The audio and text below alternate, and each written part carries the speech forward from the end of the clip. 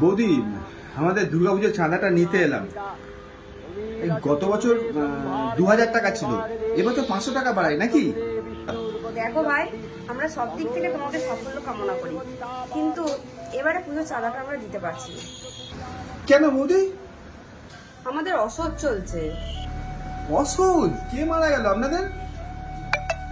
একই পাড়ায় থাকি, অথচ জানতে পারলাম না তো। আমার এক ছোট বোন মারা গেছে। ও তাই? কবে? আপনার নিজের বোন? কেন? 9th আগস্ট রাতে আরজি করে। ও এখন আমাদের সবার বোন, সবার দিদি, সবার মেয়ে। আপনি আর কি করছেন বৌদি?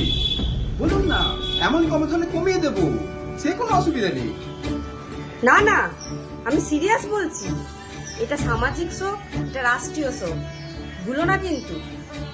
মানছি, কিন্তু এর জন্য দুর্গাপুজোর চাঁদা? আমাদের বাড়িতে কোনোদিন চাঁদা কমানোর প্রয়োজন পড়েছে?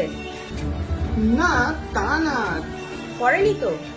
তবে যতদিন না আমরা সুবিচার পাচ্ছি ততদিন এই শোক চলবে।